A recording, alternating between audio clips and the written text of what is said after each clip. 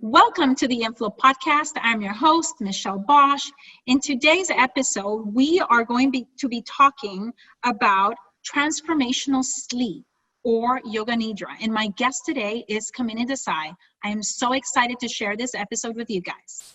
Hi, I'm Michelle Bosch, real estate investor, mom, wife, and host of the InFLOW podcast. And I'm passionate about helping women invest in land and apartments. Join me each and every week for real estate investing strategies and interviews with thought leaders that will leave you inspired and ready to step into flow for inflows of cash, inflows of ease, and inflows of grace in your life. Now, here on YouTube are the video versions of my podcast, and in order for you to get my latest information, please go ahead and subscribe. And now, let's go. Welcome back to the InFLOW podcast. In today's show, I have an amazing woman with me today that I met back in 2011 at my yoga studio back then when I was doing teacher training. Her name is Kamini Desai, and she is an expert in this transformational sleep, She is a PhD and executive director of the Amrit Yoga Institute. She is an expert in Yoga Nidra meditation, in relaxation, in yoga therapy, in artful living, and her practical and accessible teaching style, back then was incredibly profound for me. It really touched me, and I know it has done that for countless others. In 2012, she was awarded the title of Yogeshwarvi. Am I pronouncing this correctly? Yogeshwari. Yeah, Woman of Yogic Mastery, for her keen ability to bring ancient illumination to the genuine challenges of the human experience. Her clients have included, companies such as Sony, Kellogg's, KPN Telecom, Mars Confectionery, the Department of Corrections, and departments of the Netherlands government. Kamini, welcome so much, to InFLOW. I am so excited to have you here. Thank you. Pleasure to be here.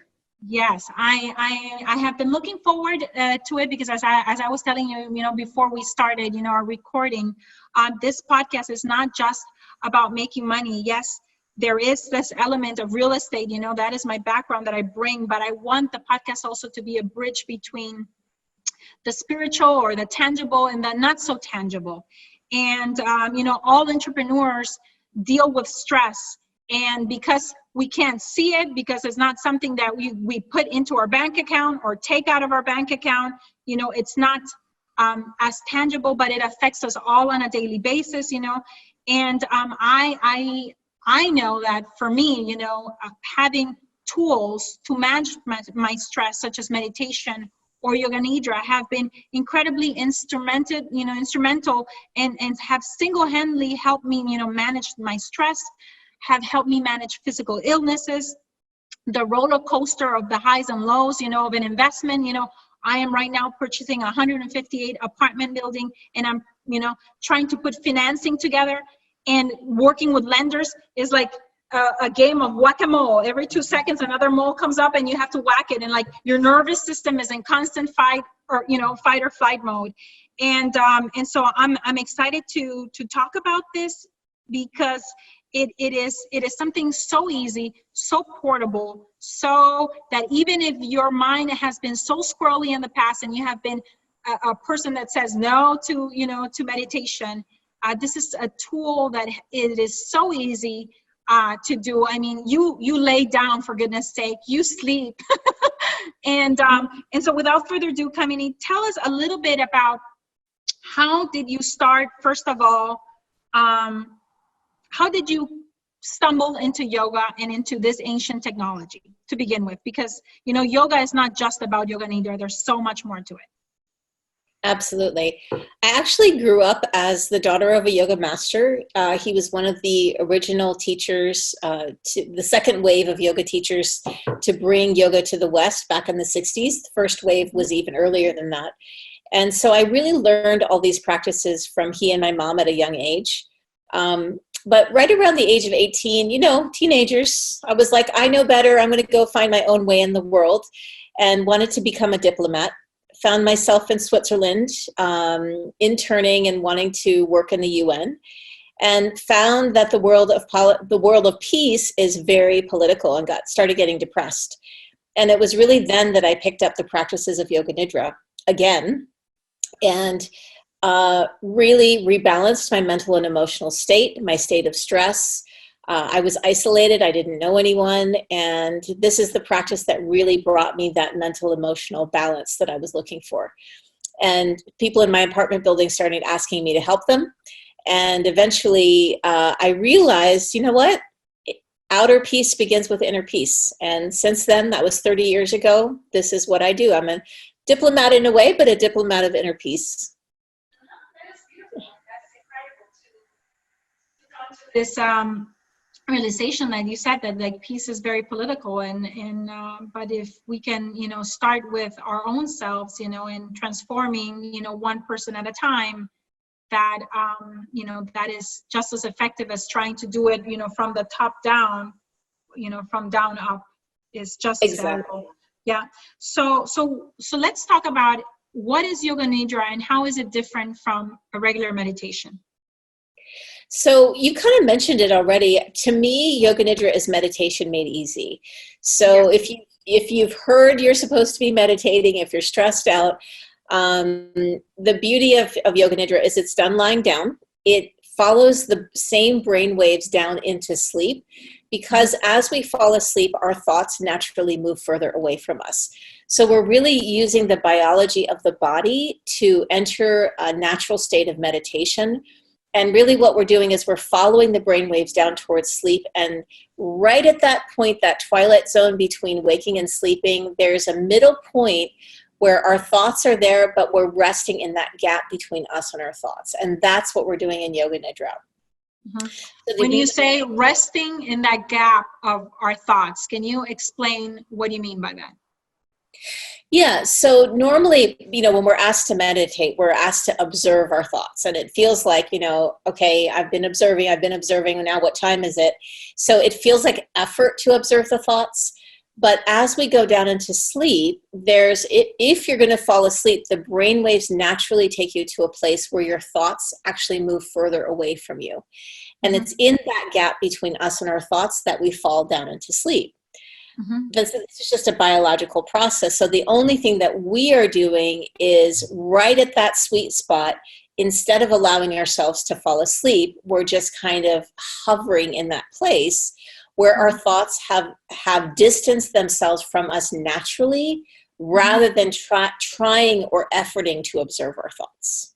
Yeah, exactly. Either using a mantra, which is either a sound or your breath, or, to bring awareness. So it's not really concentrating or focusing on one specific thing, but it's more of, a letting go, and getting to that point where you're right before, falling asleep, but still aware that you're there. Exactly. Yeah. Now, what does it do to the parasympathetic and sympathetic system, nervous system? And perhaps you explain a little bit about the mechanics of both of those and how they work. Sure. So sympathetic is where most of us live when we're stressed out. That's the fight or flight. And, there's really no problem with being fully engaged in life. And I think of it as a fist, right? But our body was designed to work through a perfect balance of tension and relaxation. So think of your heart. Your heart works because it's perfectly tense and it's perfectly relaxed. But most of us in our modern day, we have lots of sympathetic, we have the tension, but we don't have enough relaxation to balance out the amount of tension we're building up during the day. And so what happens is day by day, week by week, year by year, we're always having this little bit of excess backlog of tension that's not fully released by the amount of rest, sleep, relaxation that we're getting. And that's what eventually becomes stress-related symptoms. Yeah. And when you're becoming, relaxed and you're in that state, what is happening, from a brain's perspective? Let's bring a little bit of like the science into it, as okay. What would the technique look like, or perhaps, how does it look like? So you lay down, and then what happens? Okay. So typically in a regular meditation, you would do one technique, like you mentioned, you do a breathing technique or something like that. But actually consists of a series of techniques. It's a series of mindfulness techniques. So breath, body, awareness techniques, progressively working from the gross to the subtle. So we might do some physical stretches or tension and relaxation. Then we have you close your eyes. We have you do some breathing. Then after that, we have you just pay attention, like toe to head or to different areas of the body. And really what we're doing is we're progressively quieting the nervous system down. And we're really inducing a parasympathetic relaxation response. So if our body has all that excess accumulated tension, really what we're doing is we're releasing that backlog of excess tension by inducing a very profound relaxation response. And it's actually said that 45 minutes of Yoga Nidra is as restorative as 3 hours of sleep. So it really gives that body the restoration, the rebalancing effect that it needs in our busy lives. Absolutely. Now, for me, as I was sharing earlier, I've been practicing now Yoga Nidra since 2011 when I was first introduced to it. And I started by, going to my yoga studio once a week. I would go there and pretty much have my subscription at some point to just go there and relax and lay down and relax. And then, progressively I started, seeing the benefits, which I have to say that the benefits start by being very physical, by you noticing, oh my gosh, I've walked around all day with my jaws clenched. I've walked all day with my shoulders like this. I've walked all day, with my eyebrows like this. And you really noticing, the physical transformation that it produces. Then I started, doing this 3 times a week. And now I am almost to the point where I'm like, it goes hand in hand with my pranayama, with my meditation. And I do, I try to do it every day of the week now, especially before I go and pick up my daughter. I don't want to bring the stress of, work and my day to pick her up. I am a much better human, nicer person to be around, nicer tutor to do homework with, and my meditation really anchors me for the day, with my breathing techniques, so that I am also the best leader I can be within my company, the best, provider of services, to my clients, and just my team members in general, and so, yeah, so the benefits have come originally, physically, where there are areas of my body that had been holding tension, for years, and that continue to hold tension, but that I'm able to kind of release faster now than before. Let's say that, that way. And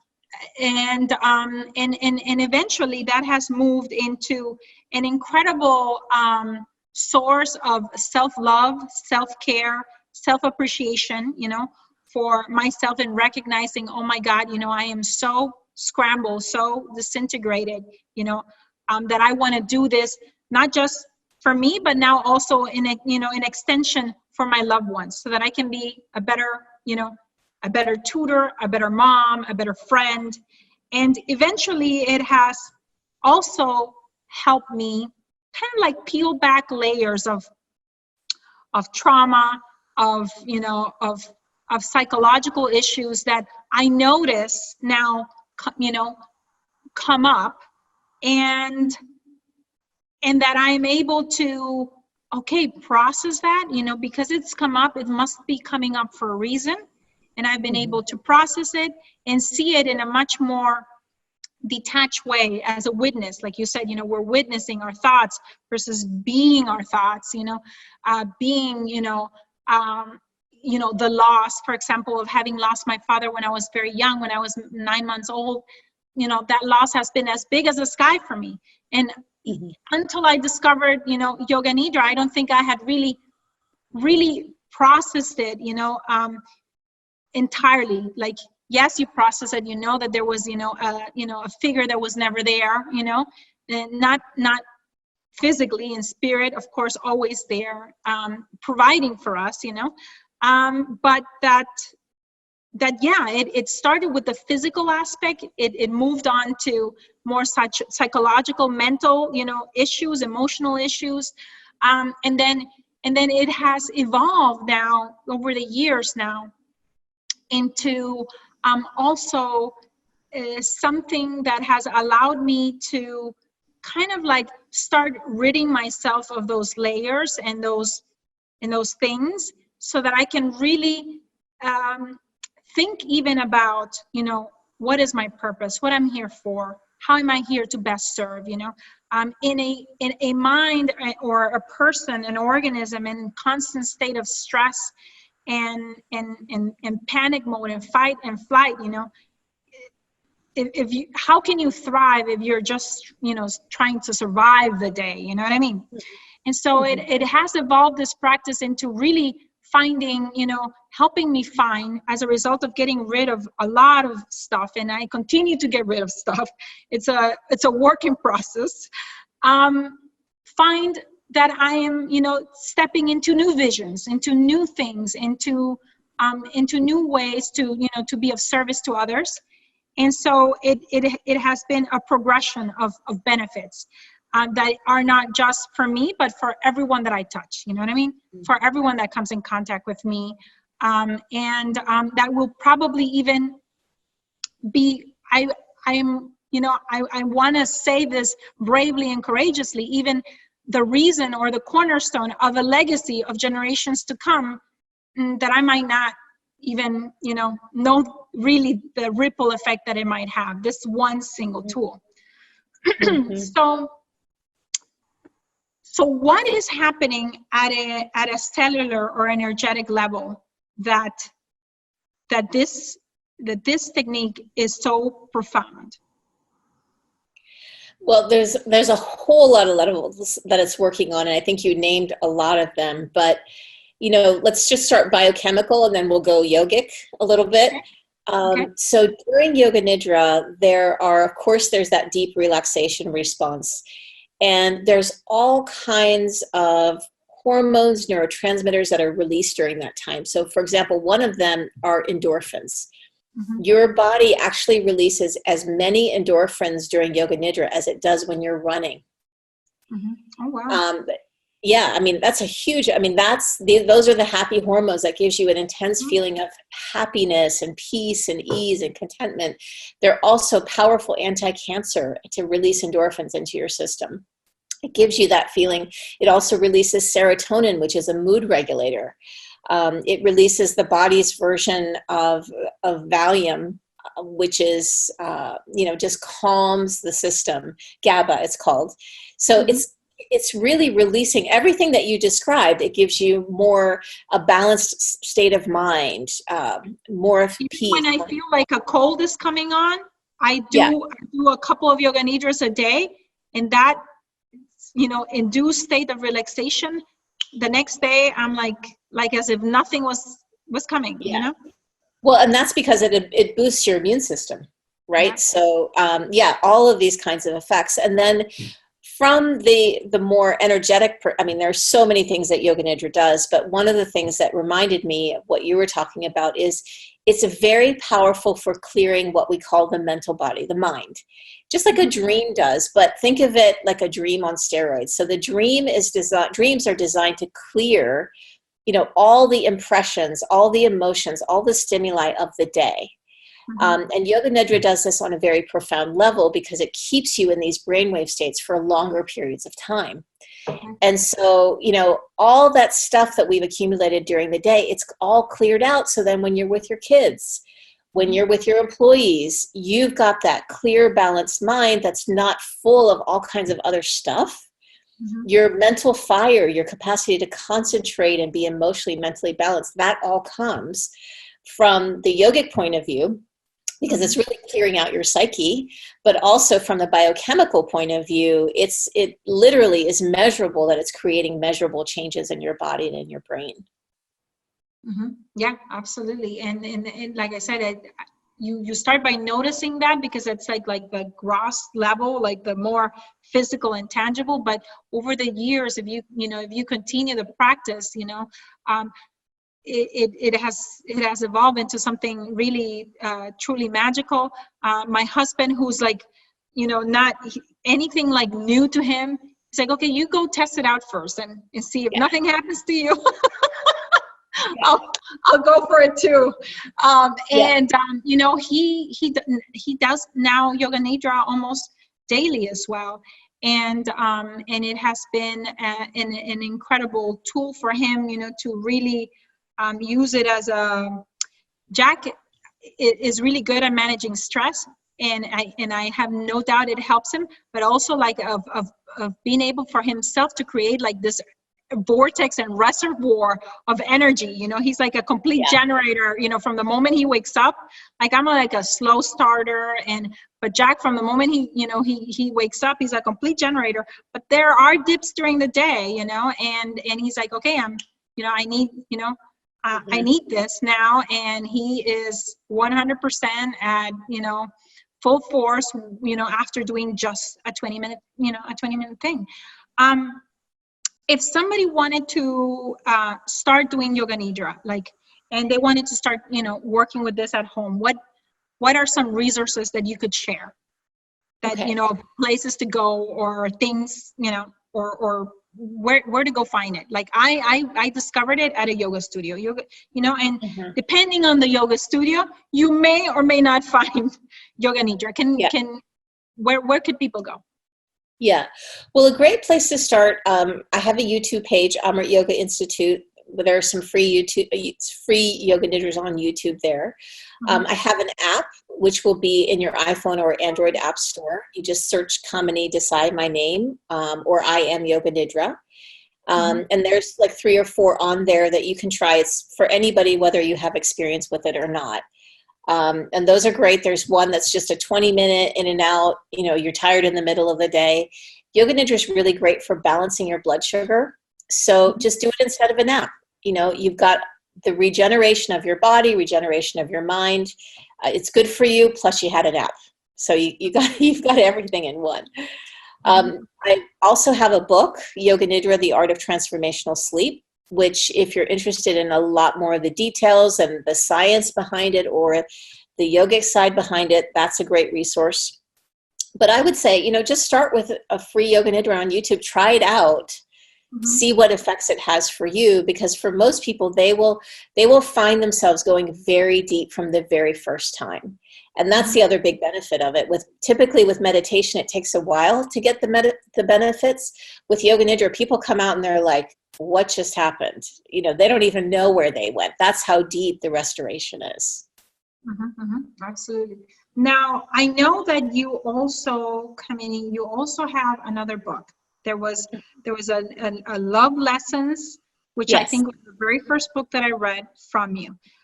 Can you tell me a little bit about that book, and what was the journey of that book? How did that come? How did you give birth to that book? Why? Tell us. Yeah. So that book, that's when you and I met. It was my first book. It's really taking the principles of yoga, which are not just about doing poses on a mat. It's really about a way to live life that's more calm, that's more peaceful, that makes us more happy from the inside out, regardless of circumstances. Yeah. And this, I kind of used the story of my life and story of the lessons of my life through love to demonstrate how to use these principles in life. So you get some dirt on me, but really about how to practically apply these principles in the big place that most of us find it challenging, which is relationships. So it goes a lot into, how to use relationships as a way to learn about yourself and the other, how to use relationships, how to know when it's time to leave a relationship, how to use it to learn all those kinds of things. How can you use it in the best way? So it's very personal, but a lot of people tell me they find themselves in it, which was the whole purpose of it, was to let's tell the truth, people, here about what relationships are like and what we're like inside. Now, since we're talking about relationships and basically using, a tool such as, say Yoga Nidra or meditation or the whole spectrum of tools, in the tool bank of yoga, to get to know yourself better. How was your relationship, growing up, for example, with your parents? With you said, you are the daughter of a guru. How was that, and yeah, tell me. Yeah. I mean, I think now I look back and I'm very grateful for everything that I got from my parents. And I think anybody, regardless if their dad or mom is a guru or not, it doesn't really matter. You've got to go through your own stuff. Yeah.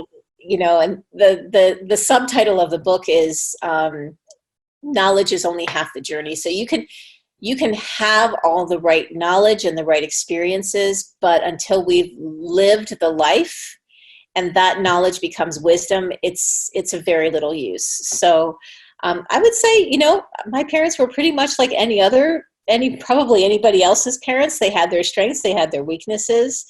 And even if we have the most perfect parents, it's not what they do, it's what we do with what they did. It's what we made out of it, what we interpreted from it. And that's the big takeaway. It's the things that affect us in our life is not necessarily what happened, but how did we choose to take it? Because you can have two people, same exact circumstances. One takes it in a positive way, one takes it in the negative way. But who did that? We chose that, right? So that gives us the power. Yeah.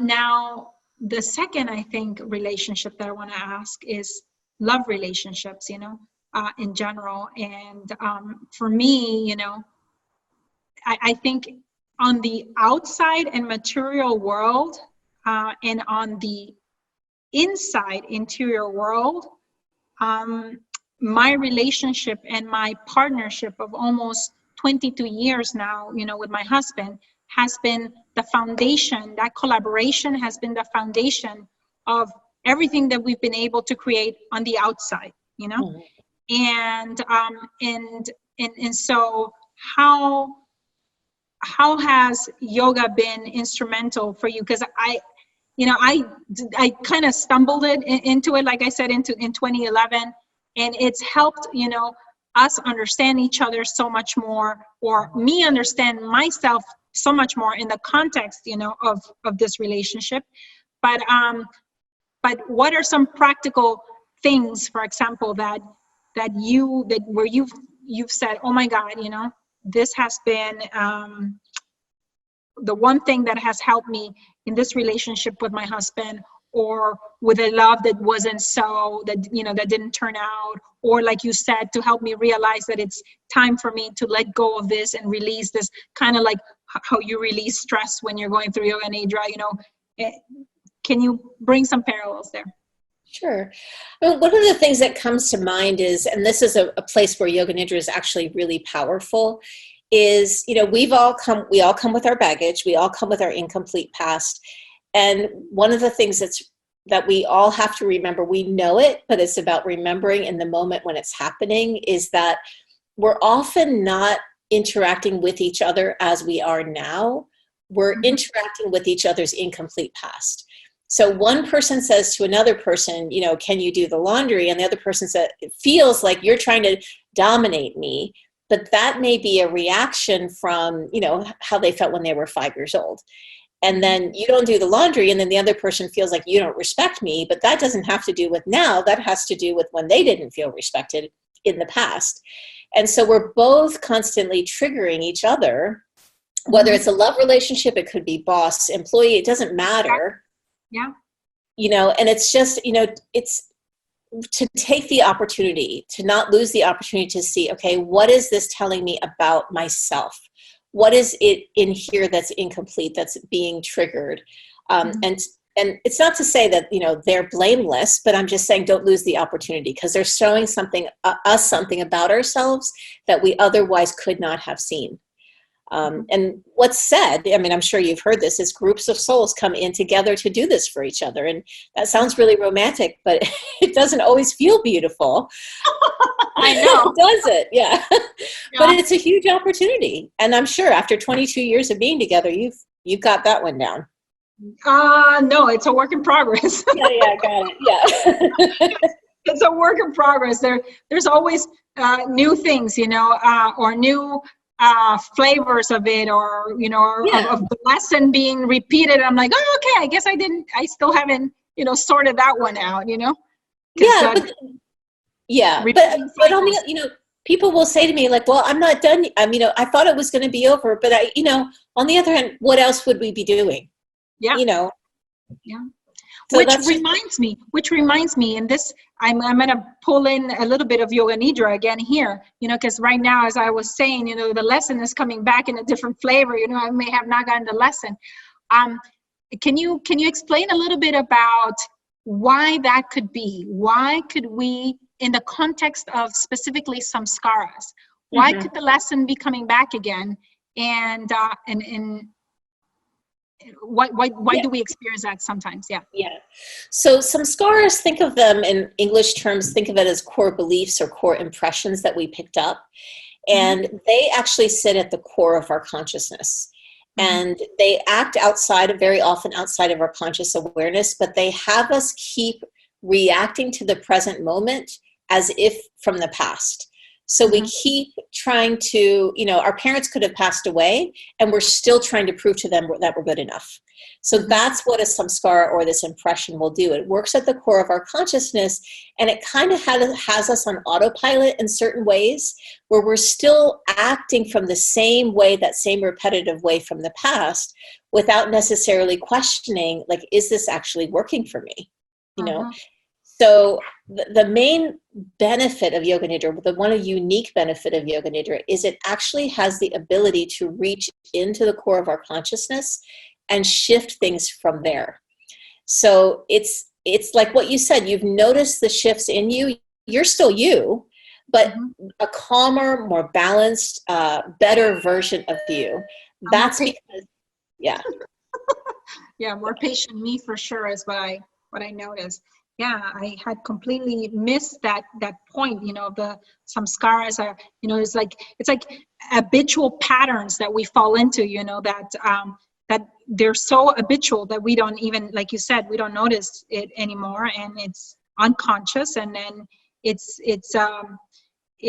takes a little bit of distance to be able to even notice them, and it's reprogramming, like you said, at the core. How is that doing it? I mean, is this in our reptilian parts of our brain that it's doing this when you said at the core, or where is it, going in and kind of like short circuiting that process? Well, one of the big areas that it's working with is the prefrontal cortex, which is what calms the amygdala. So exactly. So it's allowing us to have a little bit more distance and to act from the adult rather than the wounded child who's still on that old circuit. So that a strong prefrontal cortex, which is what the Yoga Nidra builds, allows us to have a different ability to go, okay, that was the way I used to act. Is that what is most skillful in this moment? Is that how I want to behave right now? So it just gives us more choice. Yeah, absolutely. Talking about choice. So what are you choosing to be excited about these days? What is Kamini excited? I know you work with big companies. You've taught so many people, across the globe, the ancient, practices and tools of yoga in general and Yoga Nidra.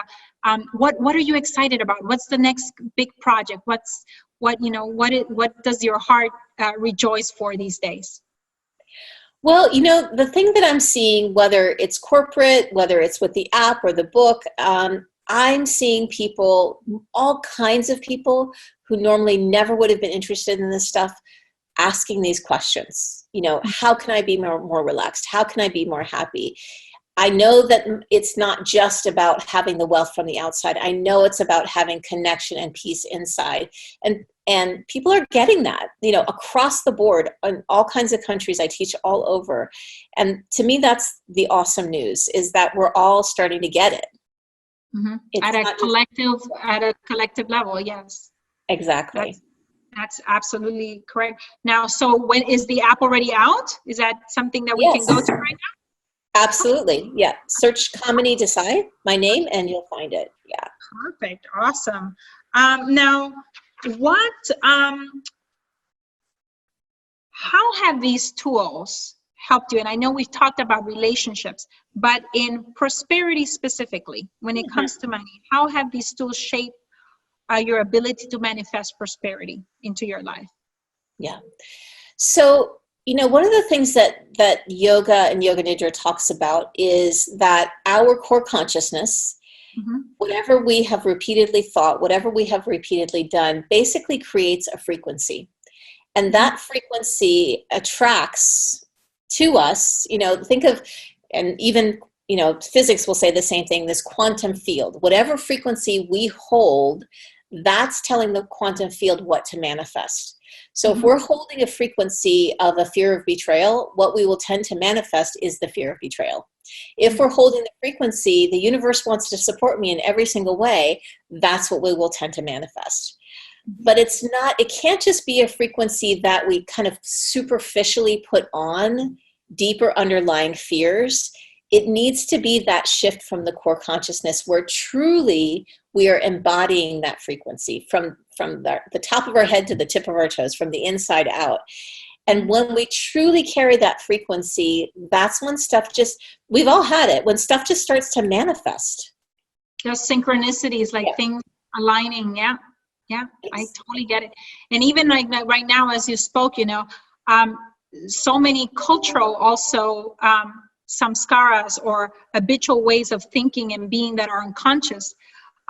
For me, from coming at it from the business perspective, my husband's originally from Germany, an incredibly safe society, very, I would say, honest society. People, even though nobody checks whether you bought a ticket for the train, everyone buys a freaking ticket for the train. Try to do that in South America, Central America, where I'm from, nobody would buy, And so I remember when we first started, building our businesses, I was always coming from the point of view of like, you need to earn my trust. I distrust you because I know that you're trying to take advantage of me in one way, shape, or the other. And Jack always came to it with like this, like, oh my gosh, we're here together. We're going to work together. And unless you give me a reason to distrust you, I have no reason to distrust you. You know what I mean? And the moment that there was this shift for me of, being able to extend that trust first, business got easier, faster, so much easier from just, that aspect and not really manifesting people that are trying to take advantage, but on the other side, really attracting those people. And it's like been like a self-fulfilling prophecy of what I like to call like the extension of faith.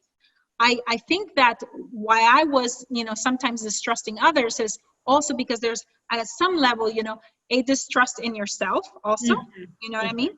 And at some point that deep trust started to take root, and you are able to extend that trust, or that faith, not just in yourself, to say, oh my God, I have faith in the goodness of others. And because I'm also having faith in the goodness of others, it's almost like saying I'm having faith in the unknown as well, if you want to extend it one layer out, and so it starts with you, the goodness of others, and then, the unknown or the world in general out there. And that has that outlook, or that from the core perspective has, like you said, allowed us also to manifest things quicker, things that should have been unsurmountable, the right relationships, the right ideas, the right connections. It's I get what you're saying, Kamini. Yeah, nice. with the frequency and you basically putting it out there. Yeah, absolutely.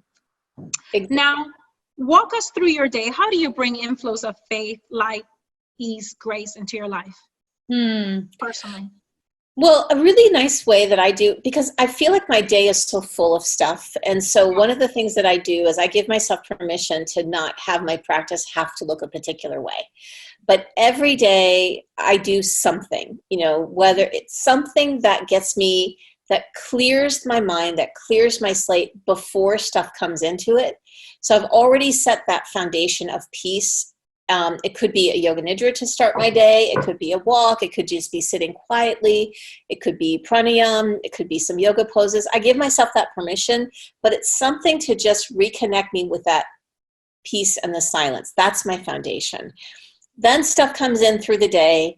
If I get tired in the afternoon, I will do a Yoga Nidra in the afternoon. That's my usual time because it does rebalance the blood sugar. It helps keep me from going to chocolate and whatever else to keep my energy up. So it keeps me out of the bad habits.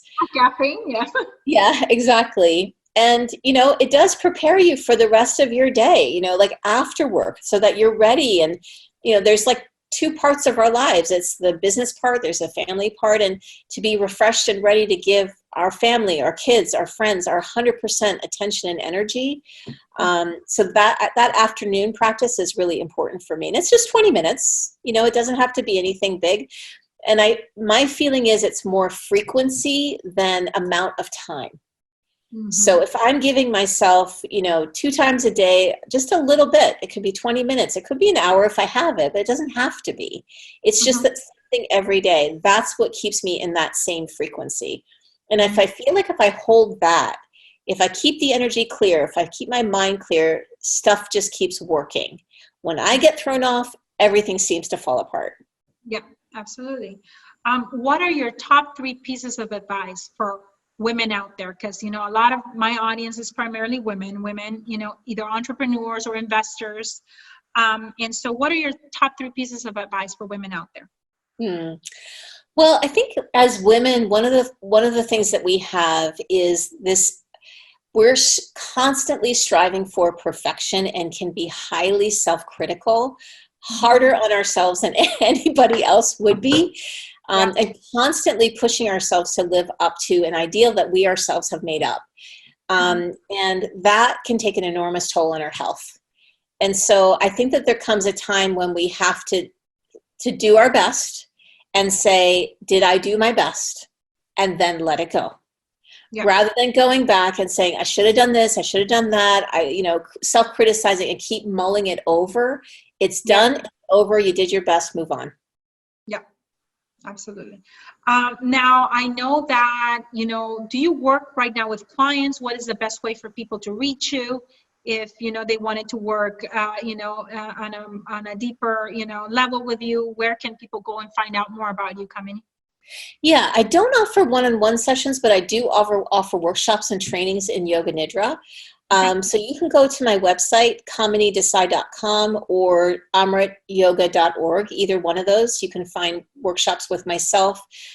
We have an institute in Salt Springs, Florida. You can come take an R&R, rest and relaxation, take a welcome weekend, get some wellness treatment, stay on the lake, do some yoga and Yoga Nidra, get yourself restored and rebalanced.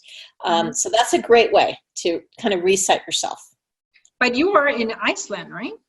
I am currently in Iceland, yes. So I travel a lot all over. So I'm in Iceland right now. But is that home or temp or? My husband is Icelandic, so we're here part of the year, and then we're in the States part of the year. Makes sense. Perfect. Well, it has been a pleasure, Kamini. Thank you so much for taking the time to educate us and sharing your knowledge. And I will check out the app right away. I'm looking forward to it. And thank you again. I'd love to bring you on, because there's this misconception, of yoga, of it being, the physical postures, or perhaps it being just this one tool of Yoga Nidra or meditation. There's so many, other avenues that you can really use, or tools, in your toolkit that you can really use to kind of like cultivate your mind. We all cultivate our muscles, we cultivate our mind in terms of like how do we can find new techniques to either flip more real estate, make more money. There's always a cultivation going on of some sort, but seldom do we look at cultivating the mind from the perspective of creating peace within ourselves first. And there's so many tools out there. And so thank you so much. And I would love to have you if you'd like to come back on another one, and we can do another one on any other specific technique, that you would think would be, incredibly helpful for the audience. Sounds great. I would love to. Thank you so much for having me. Thank you. I hope this episode left you feeling inspired and ready to get inflows of cash, inflows of light, and inflows of faith in your life. I welcome your reviews on iTunes. Please leave me a review and help me create an amazing community of women in flow. Thank you, as always, for sharing your voice by going to michellebosch.com and joining the conversation about this show. And while you're there, grab a copy of my 10 Commandments to Living a Life in Flow. You can also follow me on Facebook at Michelle Bosch and on Instagram at Michelle Bosch Official. Thank you very much, and until the next one.